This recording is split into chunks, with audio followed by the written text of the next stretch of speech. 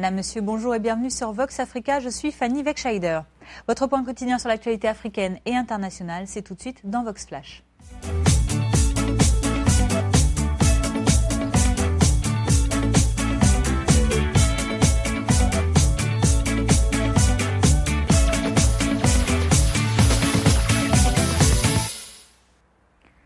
Trois jours de deuil national. Dès ce lundi, le Mali rendra ainsi hommage aux victimes de l'attaque djihadiste qui, vous le savez, a eu lieu vendredi et qui a fait au moins 19 morts, dont un gendarme malien.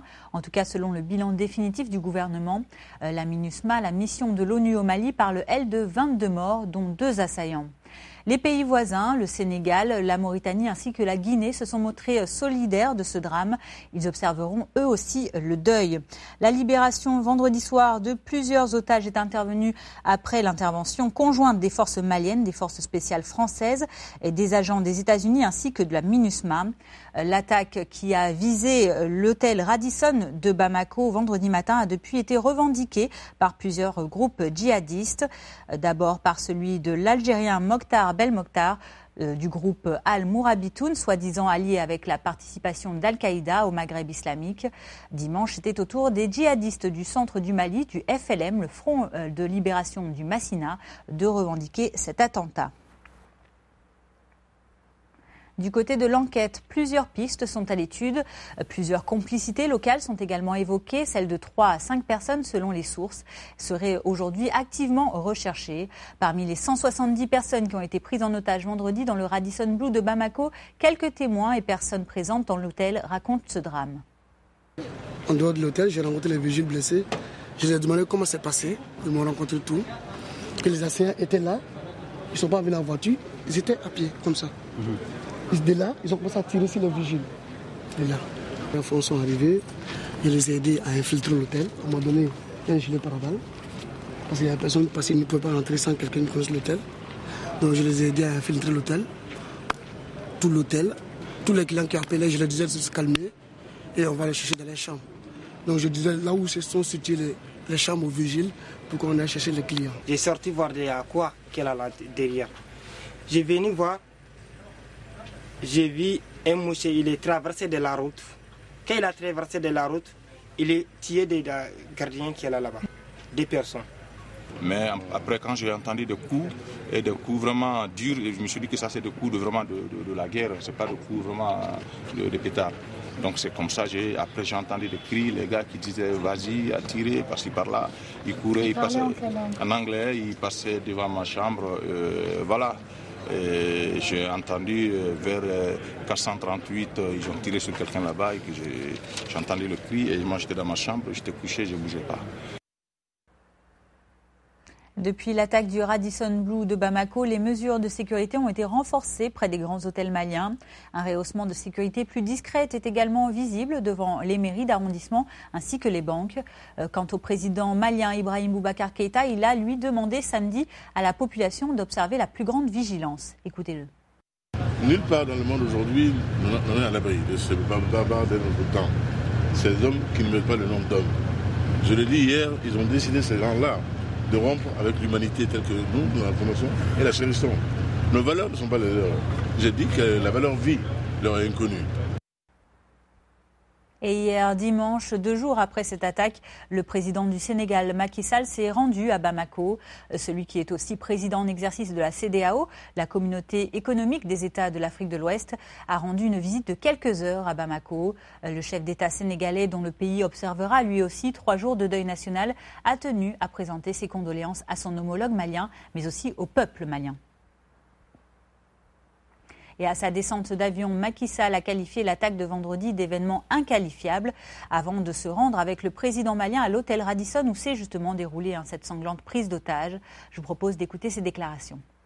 C'est un sentiment d'horreur par rapport à la barbarie qui a accompagné cette attaque du Radisson Blu de Bamako. Je pense que cela montre simplement que, encore une fois, plus que jamais, nul n'est à l'abri de telles agressions barbares, nul n'est à l'abri de telles actions, et que le moment est venu qu'il y ait une prise de conscience globale, puisqu'il faut une action globale pour mettre fin à ce genre de carnage. Le mari ne sera jamais seul dans ce combat. Nous sommes tous engagés parce que nous sommes tous concernés.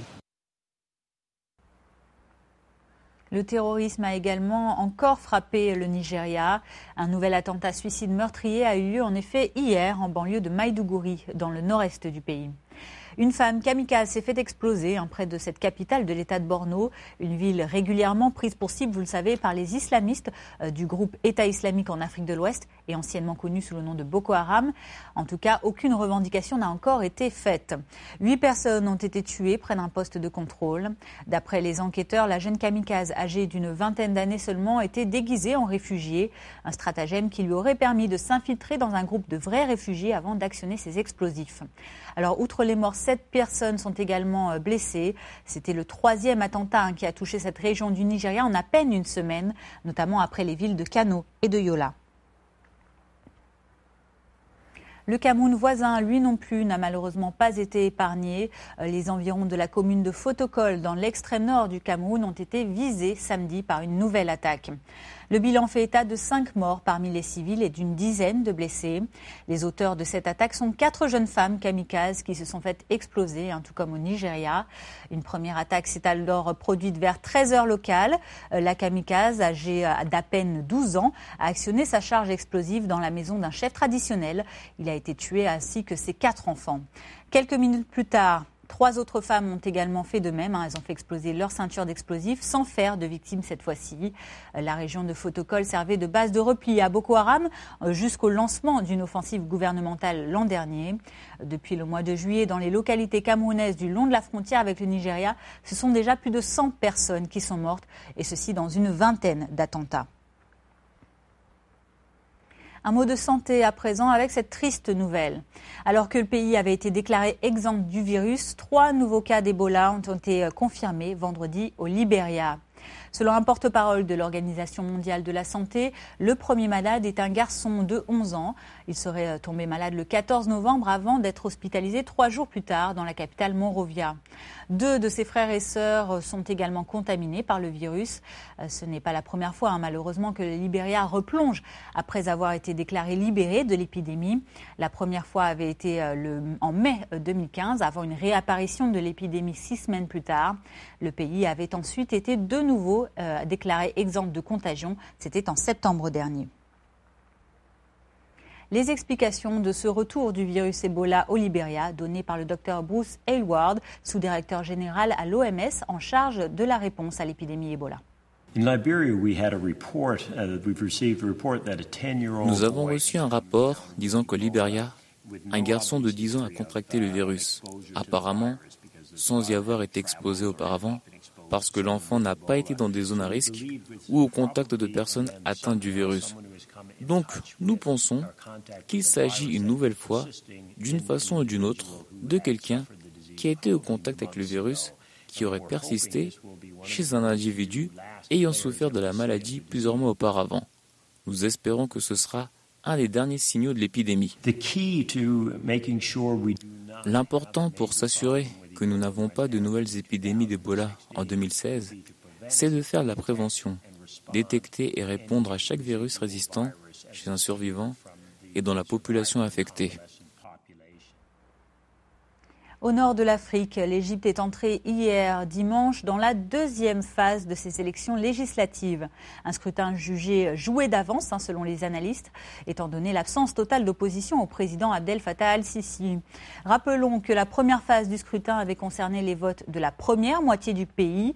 Ces 2 tours ont déjà eu lieu avec une participation de 21,71% seulement.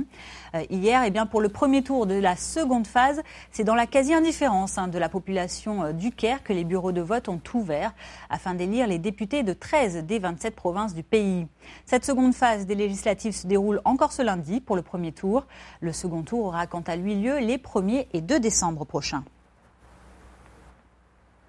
Écoutez ces commentaires de 2 habitants de la capitale égyptienne visiblement opposés aux nombreux abstentionnistes.